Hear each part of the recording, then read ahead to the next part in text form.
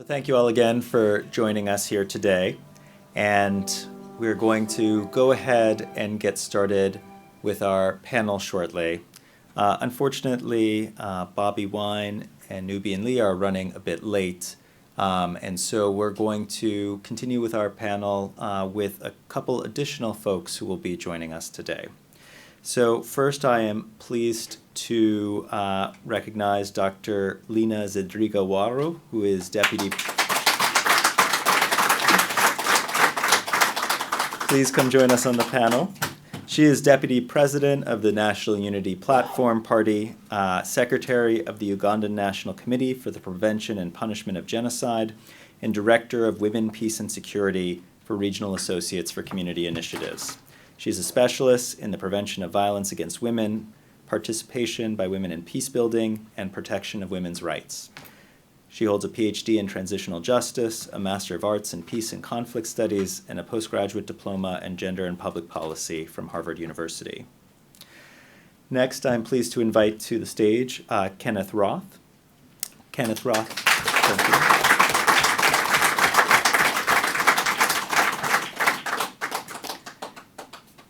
Kenneth Roth is the former executive director of Human Rights Watch, one of the world's leading international human rights organizations, which operates in more than 90 countries.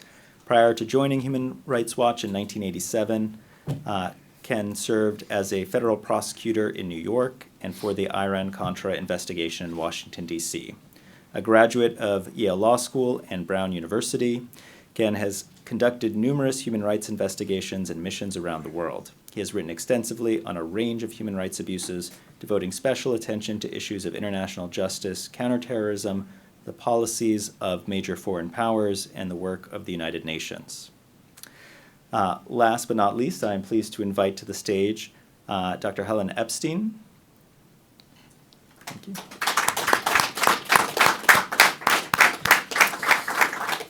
Helen Epstein is a visiting professor of human rights and global public health at Bard College and writes frequently about human rights in Africa for the New York Review of Books and other publications. She lived and worked in Uganda in the early 1990s and has followed the country's history and politics ever since. Her 2017 book, Another Fine Mess, America, Uganda, and the War on Terror, unmasked the realities of the Museveni government. Before we begin our panel, I just wanted to also acknowledge our sponsors tonight. This event has been co-sponsored by the Center for Human Rights and Humanitarian Studies here at the Watson Institute of Brown University.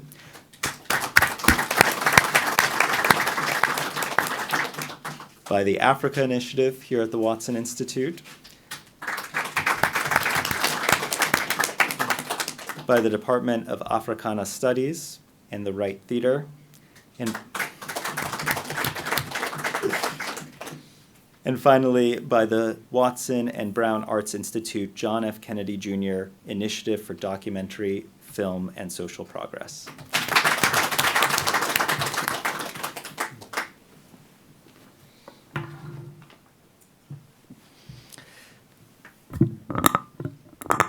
So I'll start our panel today with just a few questions, and then afterwards we're going to open it up to the audience. We'll have microphones available for those who would like to ask a question, so please start thinking about your questions for our panelists. So I'll start with you, Dr. Zedriga. What motivated you to get involved in politics, and specifically with the National Unity Platform Party? Thank you. Thank you so much. I want to acknowledge, first of all, the diaspora, Uganda diaspora team that inspired us, that supported us, that encouraged us, and that have enabled us to be here. I am very honored and humbled to be on this panel. What inspired me, a lot of things inspired me, especially the disproportionate exclusion, disproportionate militarization of politics in Uganda. The hypocrisy, what the leaderships were saying, because I have been around for quite some time. What they commit to do is totally different. And as a woman, the practice of discriminatory activities, discriminatory laws in Uganda, especially. But specifically for the People Power, or NUP, that is the National Unity Platform Party, that I am proudly the deputy president for Northern Uganda, that was registered in 2020, I was inspired by this wave of change beyond the 3Gs: generation, gender, and geography. The wave for change, as you witnessed here, it was unprecedented. So that really inspired me, that this was our moment as the people of Uganda to come together and deliver. That was my inspiration. Thank you.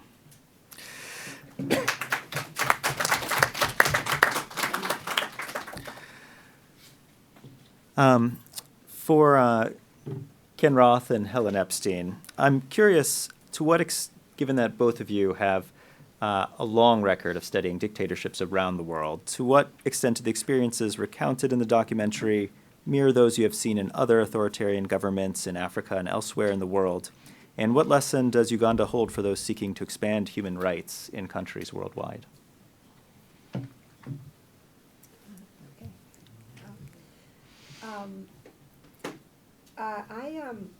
Thank you so much, by the way, for hosting this, and thank you so much for the diaspora for inviting me. I really appreciate it.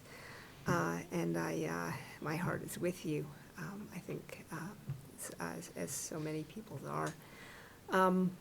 I first went to Uganda in 1993, so almost 30 years ago, and I was a scientist then, and I went to try to develop an AIDS vaccine. I went there with high hopes at that point, and as you all know, we still don't have an AIDS vaccine, but I fell in love with the country. I thought it was, people were amazing, it was beautiful, it was peaceful then, and there was an enormous hope. I don't think people realize when Museveni first came in, southern Uganda was in a stage of recovery from decades of misrule.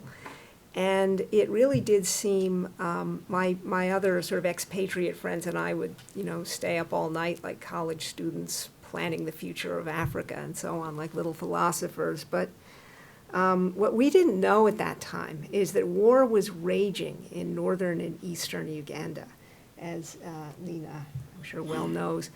But that area was largely cordoned off. The media was not allowed to travel freely up there except under escort of Museveni's soldiers. Some journalists did sneak in, some journalists came from there, but their reports were censored, or their offices were burned down if they reported too much.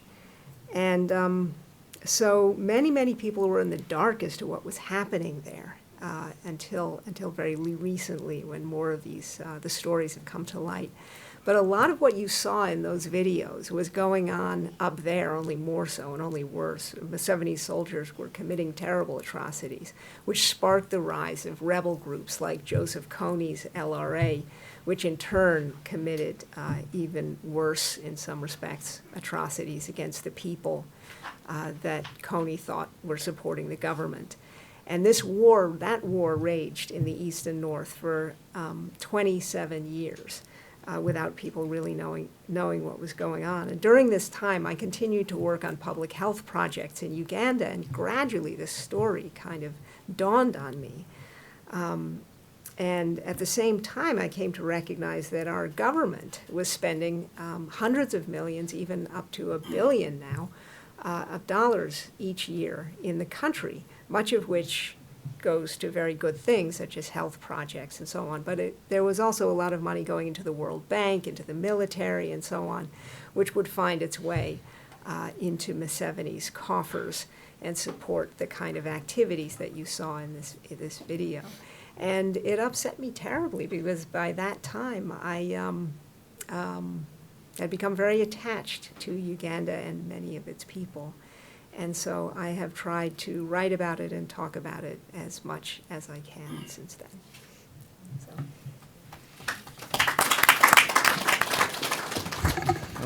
Hi, well, thanks very much for having me.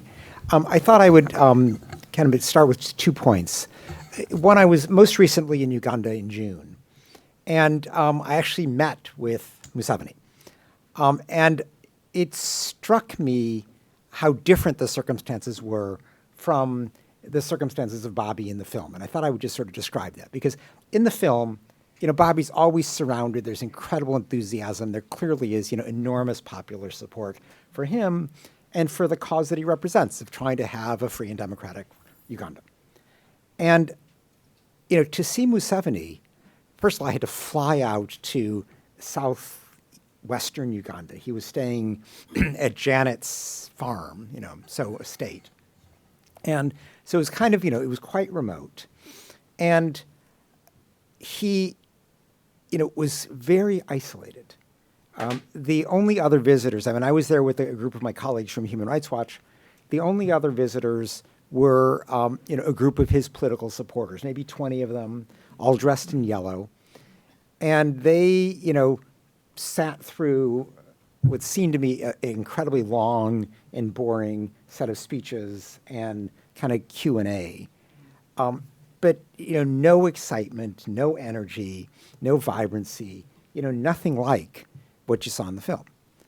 And, I was left with this impression of, this withering man who is, trying to hang on for life, but who is increasingly isolated. Indeed, even our meeting, when it finally took place, and I had to wait, 2 hours for this rally to finish off, or meeting, we were, it was COVID, and so we met outside. We had to be, even though we were wearing masks, even though we were outside, we had to be, like maybe from here to, 2/3 of the way back there. So I did with microphones, Mr. President, can I get you to, and it was just, there was this sort of stiltedness to it and out of touchedness that was very striking. He clearly still controls the security forces. He's able to, exact considerable violence. But this is not a man who is, generating excitement or who, has the vibrancy about him to be a leader anymore. And so I left in an odd way encouraged. Excuse me? I missed that, but all right. Anyway, but I was, in an odd way it was encouraging, because even though he tried to say the right thing, I was pushing him on, so why are you arresting journalists who are observing rallies? Do you want violence to happen at rallies? Aren't journalists a good check on the security forces? And he said, yes. He sort of would say all the right things just to kind of get rid of me, but was not, the follow through was the issue. Or, on social media, I said, so why'd you shut down social media? Well, Facebook, they only closed my, my party's sites. I say, I don't think that's what happened, But I don't think he even uses social media, so he was just repeating what people had told him. But he was, again, he just seemed very out of touch. And so, despite it being a kind of depressing meeting, I left oddly encouraged that this may well be a moment for change. And when you contrast that with, what... Now, one other point I'd like to make is that, because, Adam, you'd asked, how does this compare to the rest of the world? And I see Uganda going through a pattern that we are seeing elsewhere as well. You're seeing it in Russia, in Belarus, in Nicaragua.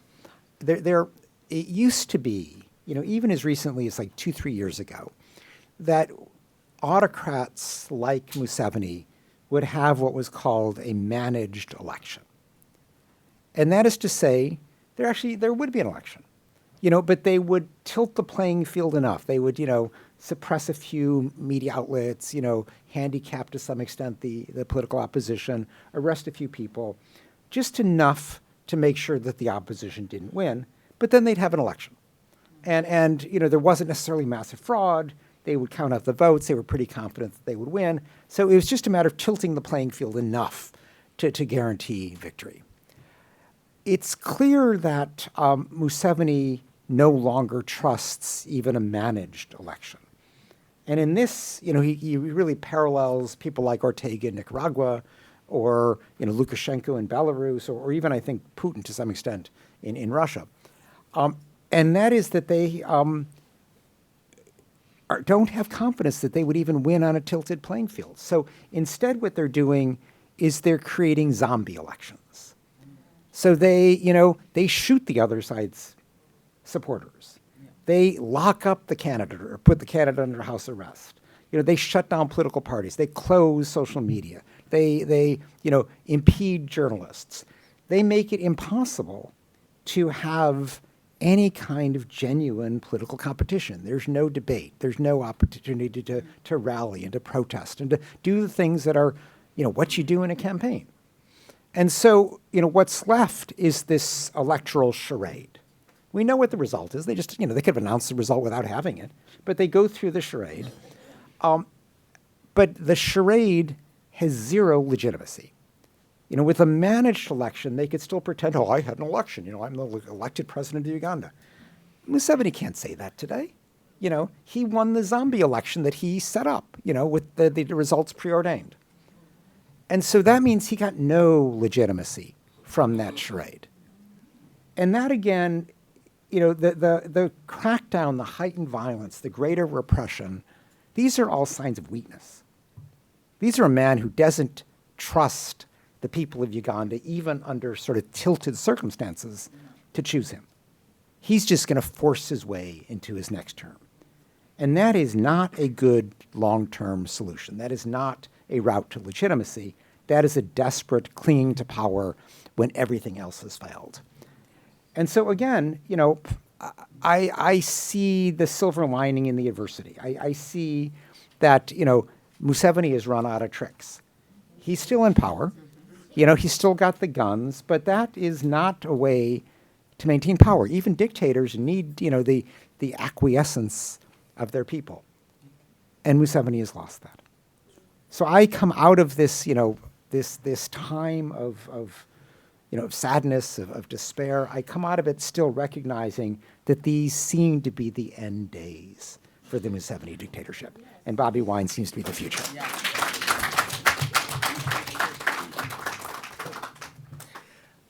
Another follow-up question. So Uganda is known as hosting one of the largest refugee populations in the world. Yeah. And Museveni himself will often use this as leverage when his human rights record is brought up by other foreign leaders.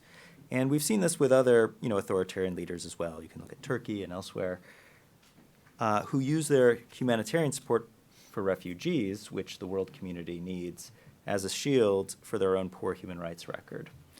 What is the best way for world leaders and civil society more in general to respond to this sort of dichotomy? Yes. I can answer that kind of quickly, which it also partly answered the question you asked before about what makes Museveni different. What makes him a bit different is in part that he has meddled in neighboring countries in a way that few other leaders, except maybe Vladimir Putin, have. So his forces... Kagame. Well, along with Kagame, but he meddled in Rwanda to put Kagame there in the first place, right? And he meddled in southern Sudan to break that country up as the same way. And then he meddled in Congo and is currently continuing. We don't know what he's doing there at the moment, but for a while he was tearing that country to pieces too. He has, it's almost as though there's this idea of this sort of greater vision of trying to kind of control the entire region.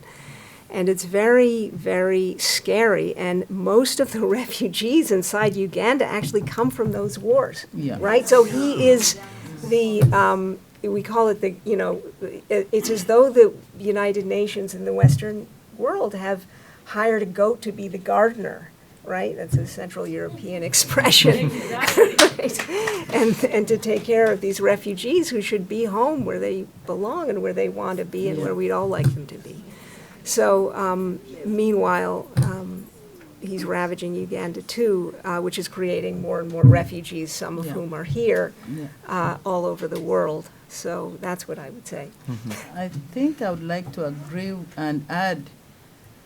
I come from West Nile, that is northern Uganda, which is really hosting quite many of the refugees. But there is also the corruption and clinging to power angle to the refugee situation as it is portrayed by Museveni. One,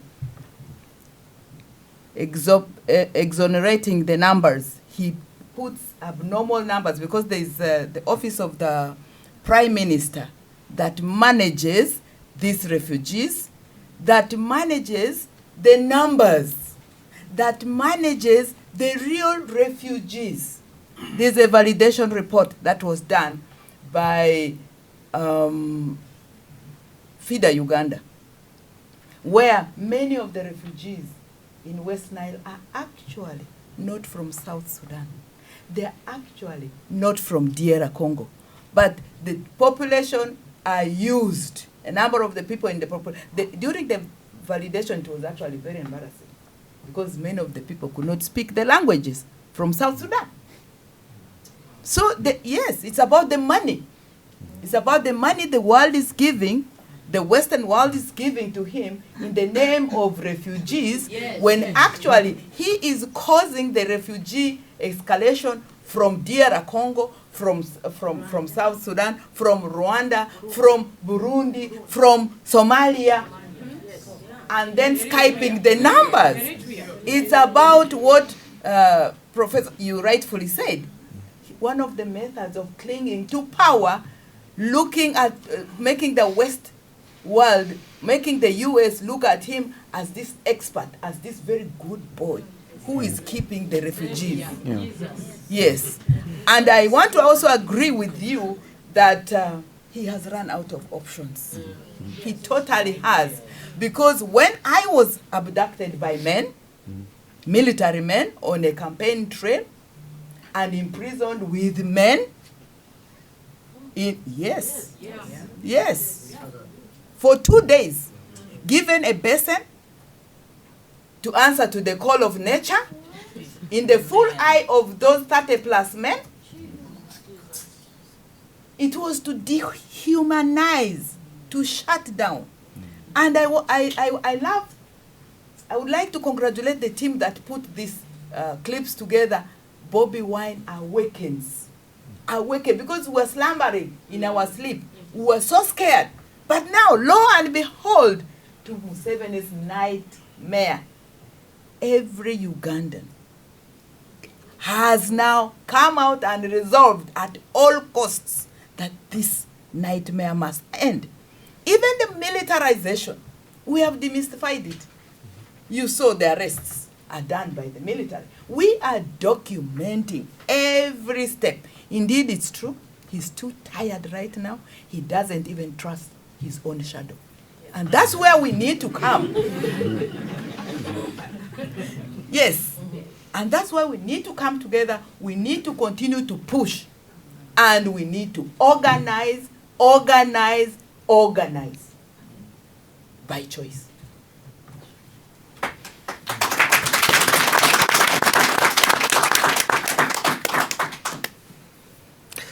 So, as a follow-up question to that, and really for all of you, you mention the funding that the Museveni government has received from the EU, from the United States, from the World Bank. How can donors better assure that their funding provides support to populations in poverty, to refugees, to humanitarian emergencies, without propping up dictatorships and facilitating their human rights abuses? I'd like to take a stab at that, but Feel free. it's extremely difficult. Okay. It's extremely difficult, and the USAID does a somewhat good job of actually, they audit their grants every month, which is a real pain in the neck for organizations that receive the funding. So some organizations do it at great cost in terms of time and accounting and so on.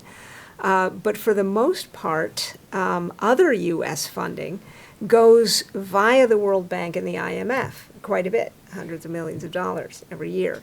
Or it goes via, we have 2 military bases, this is a really scary thing, in Uganda where we train officers from all over Africa, AFRICOM does, and work closely with the Ugandan military, which commits the atrocities, some of them, many of them, that you saw in that film. And that also runs a network of torture chambers around the country for anyone, a sort of, Holiday Inn for anyone who criticizes the regime too vociferously, and sometimes anyone at all, just to terrify people. Yeah.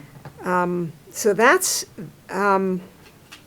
so I guess what I'd say is keep money for humanitarian projects, but think again about this military funding, a lot of which is classified and we don't even know about, and also put some reins on the World Bank, which also sends money, at least 300 million from the World Bank for COVID funds, for example, went funged directly into a supplementary military budget 6 months before the atrocities you saw in that film occurred around the 2021 elections. So basically the World Bank funded, in part or in whole, those atrocities. And they should stop. I mean, this is easier said than done, but this is not the first country where there's a need to provide humanitarian assistance, and ideally you wouldn't provide it through the government. Look at Afghanistan today. The people are absolutely desperate. Everybody recognizes you've got to fund healthcare, you've got to fund education. Nobody wants to fund the Taliban.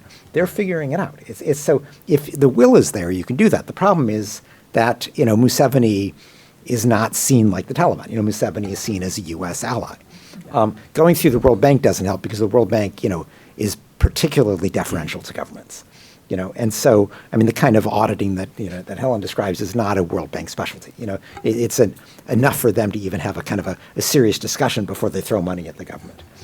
So, but I think that the principle which we should insist on is that this is now a government whose military is committing systematic atrocities. It should not be funded. And money for humanitarian aid or development assistance should be provided through, either directly to hospitals, to the people who are doing the work, or to NGOs or anybody who is not the government as a conduit. Now, one thing that is coming up next week, which is worth focusing on, is, next week is the U.S.-Africa summit. Yeah. And, Biden, knew enough not to invite the various military coup leaders. So Sudan won't be there, Mali won't be there. Museveni will be there. Yeah. And it's worth asking, so what's the difference between, a coup leader and Museveni? Okay, Museveni didn't have to do a coup. He's been in charge already, but he destroyed democracy as much as a coup leader does. Yeah. So why should he be there? And, the answer is not that he's a democratic leader. The answer is just that he's a U.S. ally.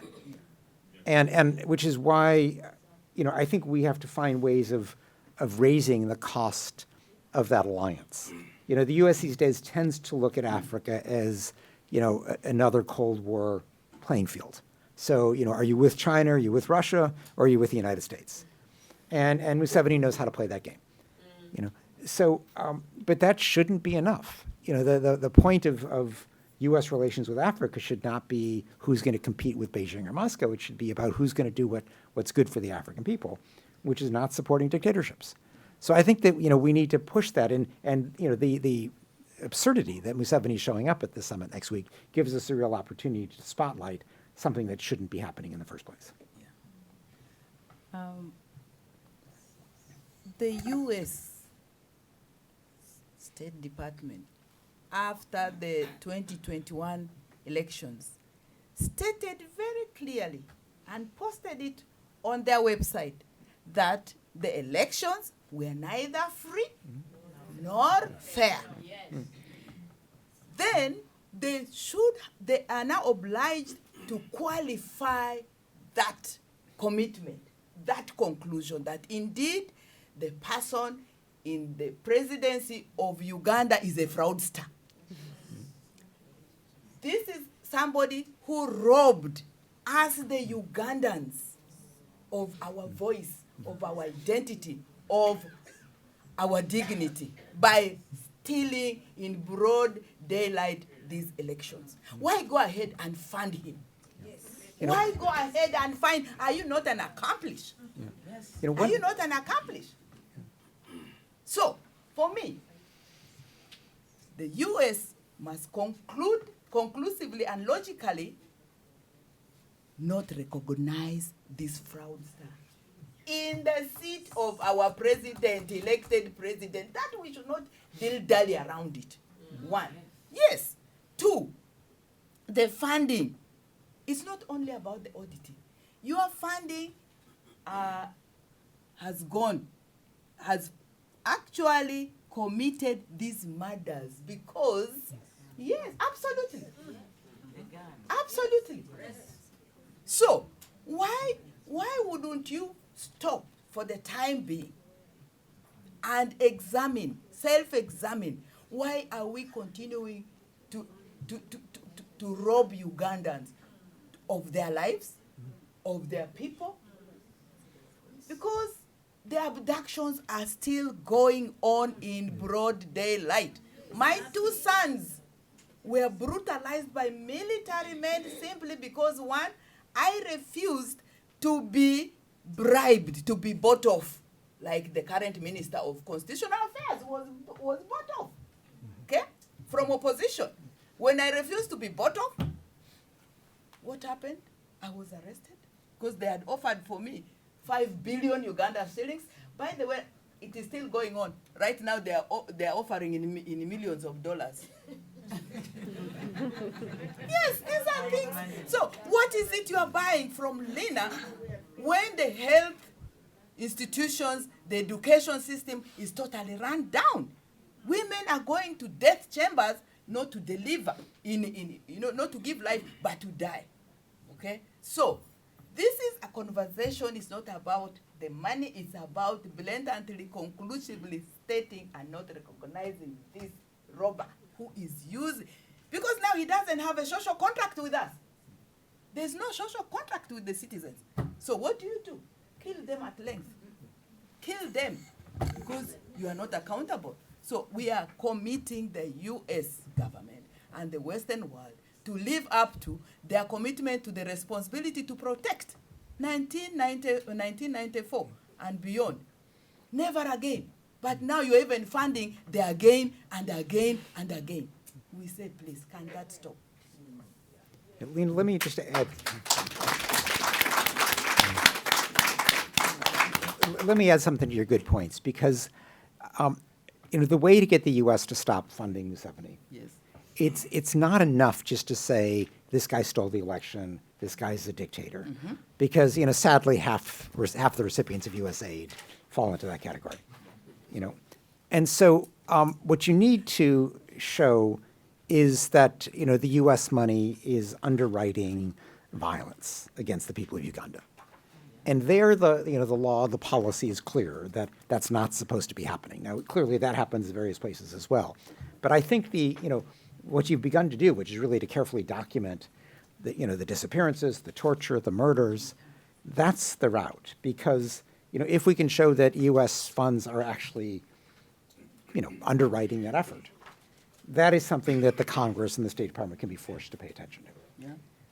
I will say, just FYI, that I worked with a Ugandan lawyer, and we wrote to Senator Coons, who has connections with Senator from Delaware. He's very close to the administration on foreign policy, and particularly on Africa.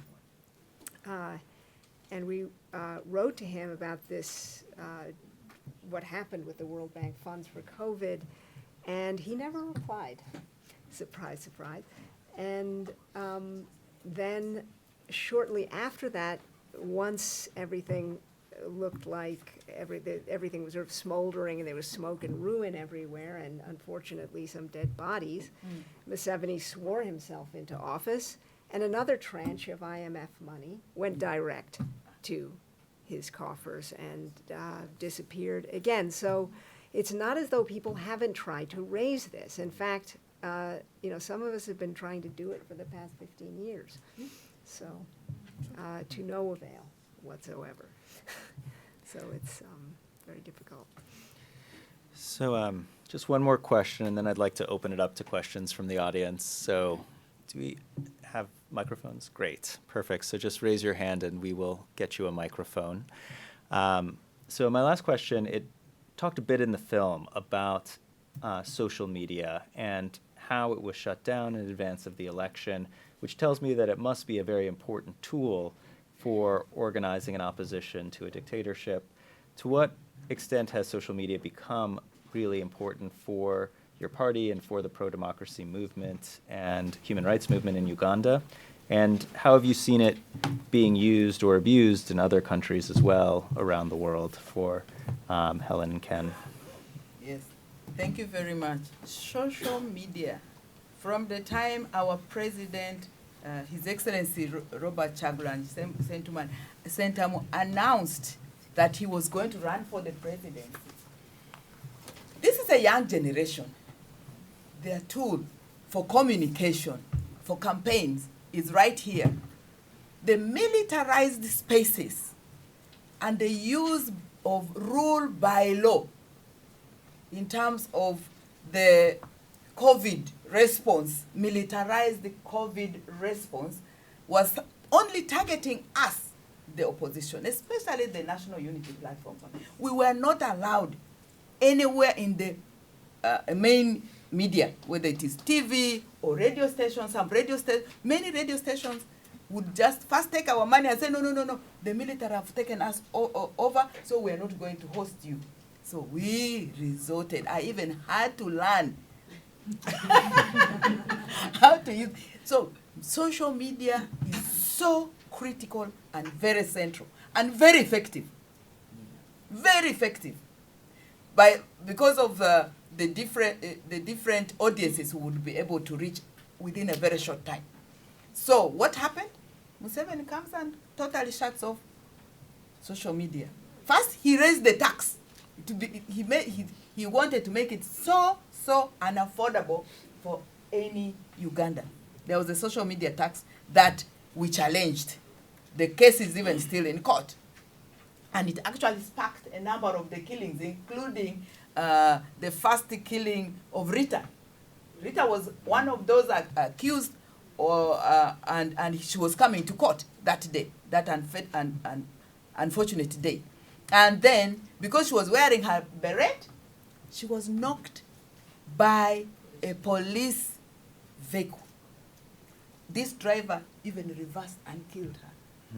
So social media is very, very critical. And Museveni fears it so much. He really fears it so much. And it's so effective, so efficient, such that the taxing is still very high. And even the shutdown on Facebook, which the young population loves so much to communicate through. We have to use VPN in Uganda. Here I was still also struggling to go back to VPN. Lo and behold, there's no such thing. So the freedom of expression, the freedom of association, the freedom of communication has been so clamped down, and especially the use of social media. This was followed by militarization of spaces, all spaces, and it still continues up to today. The abductions, as we're speaking, many of our young people are abducted, are being abducted, taken to safe houses, tortured. And many have been many of the young women were raped. They've gone through the most horrific, barbaric torture experiences. And we have young men today whose manhood have been shattered, all in the name of suppression. And this must end.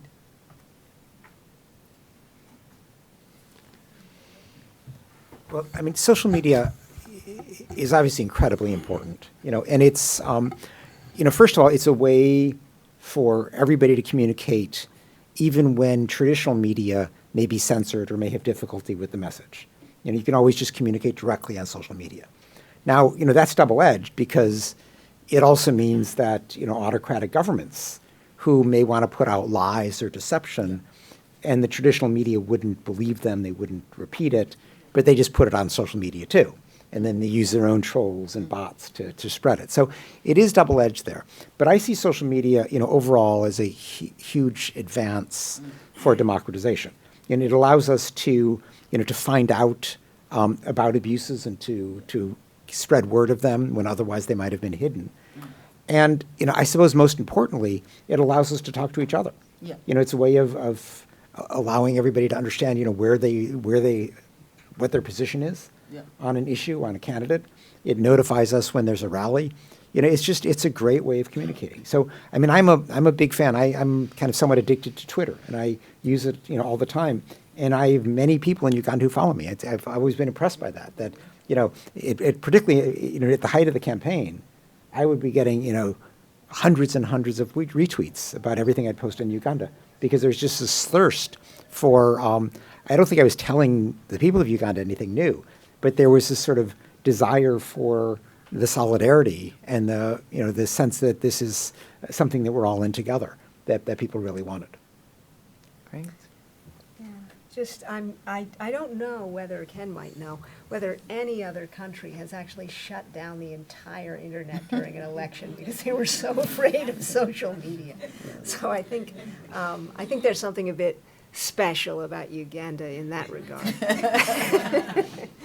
But yeah, by the way, I just remembered something.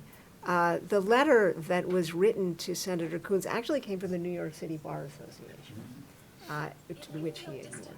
So it's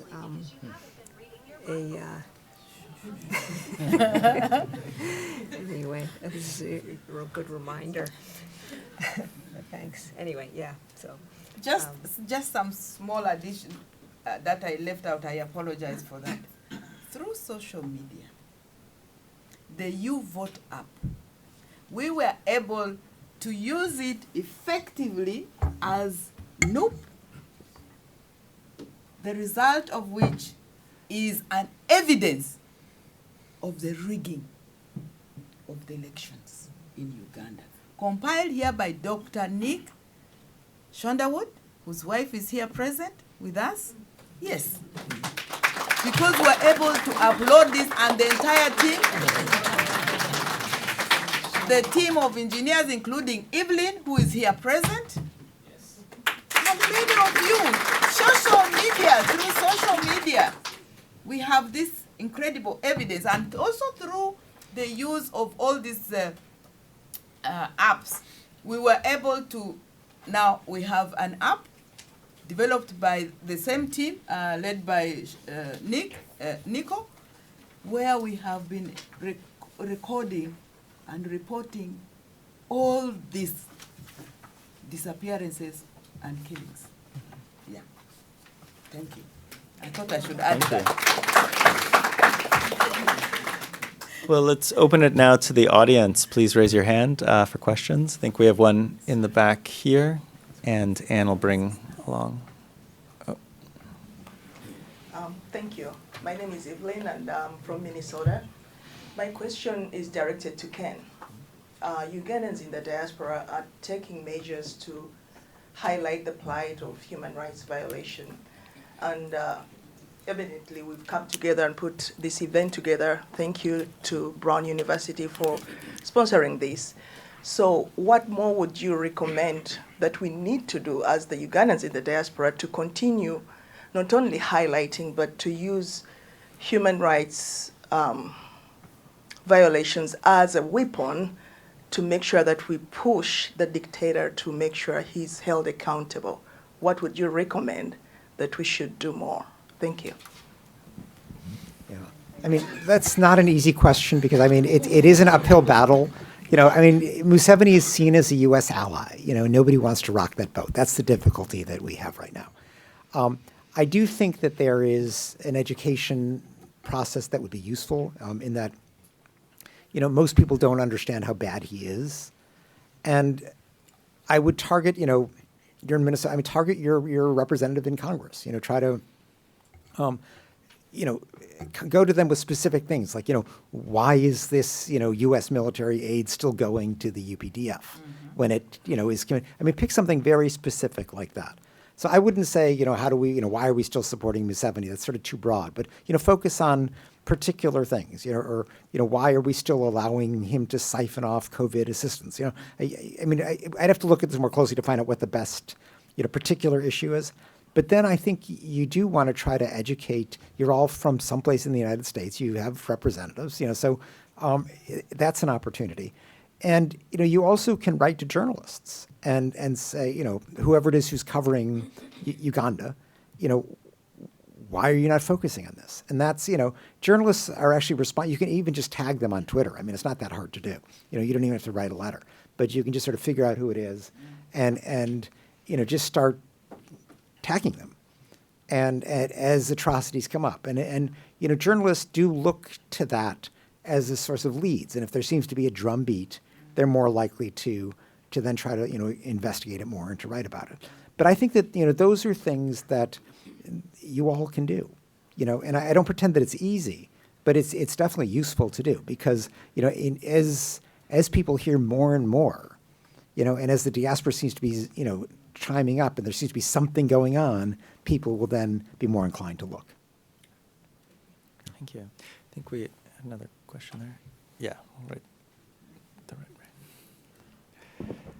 Hi, good evening. My name is Queen. I'll stand up. And I have two questions. So one is for Ken, and it's sort of like a follow-up from what you just answered.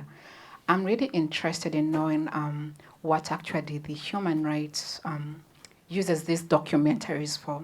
So the documentation is happening, and you have all these reports. And for some good years, like I keep seeing all these reports happening about Uganda. Why can't those reports be used to discredit the president's credibility? Because if you're telling me that he's showing up in this convention that is coming up, and you have these reports seated with you, if the people on ground are actually recording and presenting them, then what exactly are they being used for? Why can't they be used as a bargaining chip to actually even be, apart from cutting off those relationships, to also limit the donations? And then my second question is to Dr. Lin. You've been speaking about us people in diaspora doing organizing, which is happening. And the last elections that came up, I actually called the embassy in Washington, and I asked if Ugandans could vote from our embassies, and we cannot vote from our embassies. And one of the things that pains me is that you'll be on social media, and the people back home are like, oh, why don't you come back and, be in the struggle with us or vote? And some of the diaspora people actually can't travel. They can go back home right now. And I'm wondering, as we are thinking about organizing, are we actually thinking about tapping into this opportunity of, we have embassies spread out, whether it's in the US or UAE or wherever. How can we get our embassies to actually permit people that still have the Ugandan citizenship to be able to show up? How can we be able to use our new representatives to be able to monitor this voting happening? Because I would like to contribute like that. Thank you. Yeah. Let me, if I could come back to this summit next week, because I think this is an opportunity. The summit is December 13th to the 15th. And, a very simple message at this stage is, why is Museveni there? Now, he's not going to get uninvited, so, that's not really the aim at this point. But many journalists are going to be writing hypocrisy stories. They're going to be saying, Biden said his foreign policy was going to be guided by democracy. Why is he inviting enemies of democracy? And so you can predict these stories will start coming. We want Museveni to be named in all those stories. Okay, we want him to become just, the trademark for the autocrats of Africa. If you think about, who are the people who shouldn't be invited? Who are the, the autocrats who are U.S. allies who shouldn't be? People, you want to start with Museveni, and that, and we have an opportunity to do that. that just this next week. So, I mean, it's really worth leaving this and figuring out, do you know anybody on an editorial board who you might be able to persuade to write an editorial about this summit next week? Do you know any journalists who might write about these issues? Can you just tweet about it or put it on Facebook or whatever social media you use? Why is Museveni coming to the summit? And it is an opportunity to just raise the profile of these issues. There is a piece actually by Remy Bahati on exactly that point, by the way, a very distinguished Ugandan journalist. And I will make sure the organizers have it and they can distribute it widely, actually. It's very good. Yeah. Yeah. Thank you. Queen, thank you for that question about your dilemma and the requirement you would read and the desire that you would like to vote. Where we have reached in terms of Museveni's desperate need to cling to power, would your appearing at the embassy be safe? You saw here where I also didn't vote because when I reached, I was immediately picked and whisked away, arrested on the election day. So, therefore, what lessons do we learn here that we would like to make sure that the civic participation and obligation is very safe? You and I know the answer. We need to get rid of that roadblock, that roadblock that is not allowing us, that is sitting on our fundamental rights to vote. We have to create that space, and that's why we're holding this conversation. How best can we do that to enable other generations not to be excluded, not to be robbed of their identity and dignity to vote, but rather to create a holistic space. Unless we do that, even if you showed up at the embassy, they will tell you, no, we finished voting long time.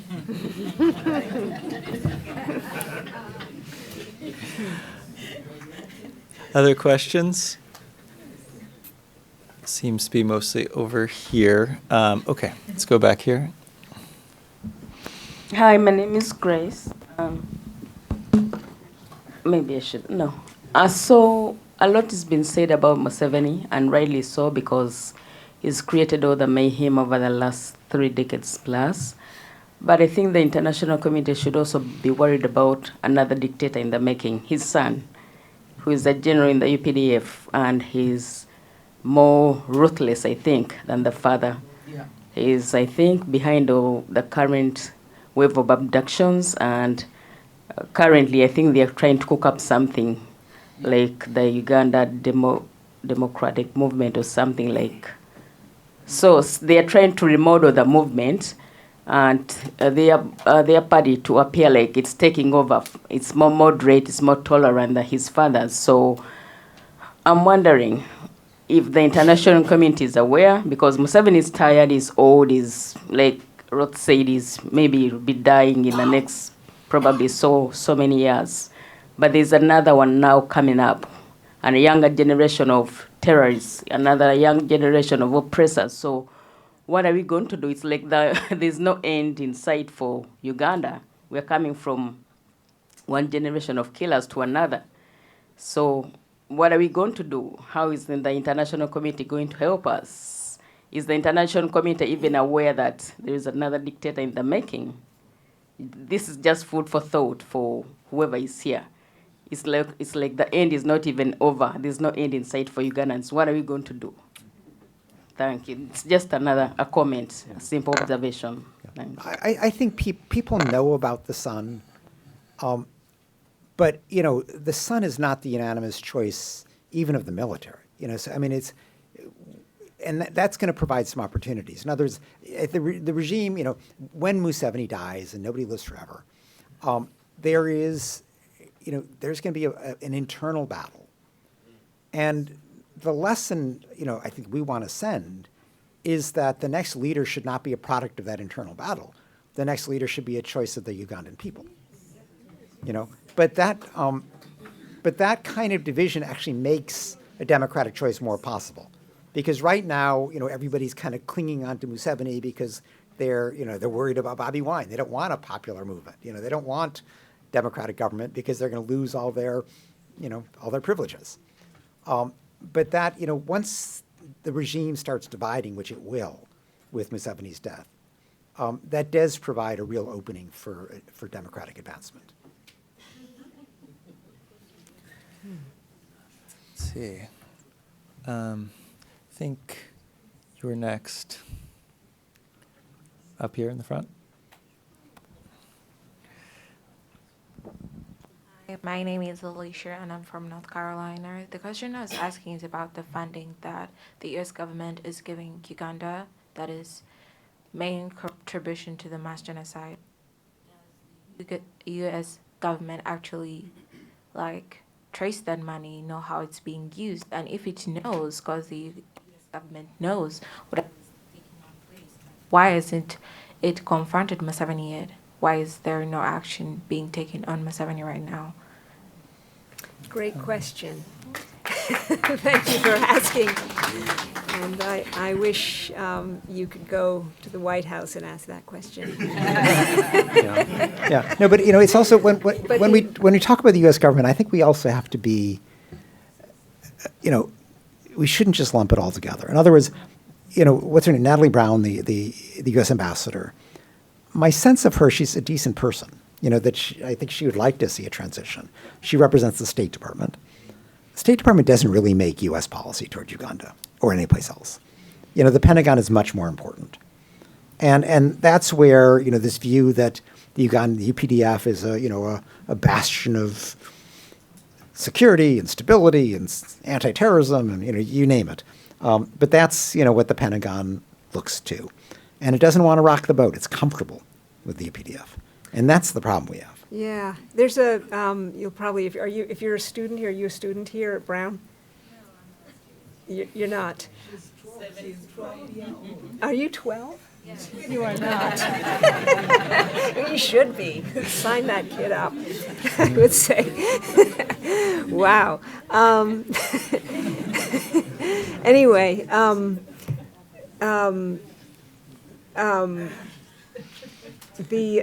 when you get a little older, you might read of a philosopher called Michel Foucault who writes about power and how power in the old days used to be concentrated in the king, much like it is with Museveni. He controls absolutely everything. And it used to be that all countries in the world were like that. There was a king on the top who ordered everyone around, and there would be sort of all sorts of things going on in the grassroots, but generally what he said went. And then when that systems of government shifted, power began to be sort of diffused around institutions and through other kinds of relationships. So you can have a group of incredibly wonderful people that we'd all like to befriend. Natalie Brown, the former ambassador to Uganda, or maybe current or whatever. But and many others, and even the people in the Pentagon. I've even had sat across from one at dinner once, and she was the nicest person I ever could have met. And yet all of them are part of this system which, despite the virtues of each individual person, is extremely unvirtuous and is extremely evil. And it's because there is a prevailing view that what matters most is security, and Museveni is willing to deploy his army anywhere that the United States asks for him to deploy it. So it is currently doing some mischief in Congo. We have no idea what it's really doing. It's supposed to be stopping atrocities. In fact, those atrocities have worsened since the soldiers went into Congo. He used to go and send his soldiers to menace the government of Sudan through support for the southern Sudanese rebels because we thought there were terrorists there. Then he also has sent them to Somalia to do our dirty work in Somalia. There are Ugandan guards serving in Iraq, so we don't have to send Americans over there as much as we used to. You notice not as many are getting killed. Yeah, there's a good article about that in The Intercept. Google Intercept Uganda guards. And yeah, they also don't receive compensation when they're wounded, by the way. So it's a really, and God, you know, who knows where else they are, but it's, you know, it's a very, very, very dirty business, and people just, you know, each individual makes his decision and then goes home and goes to sleep, and that's the end of it. So, yeah. I want to finish by thanking our panelists for joining us today, and I want to thank all of you for coming, so many from so far away, to be part of this discussion.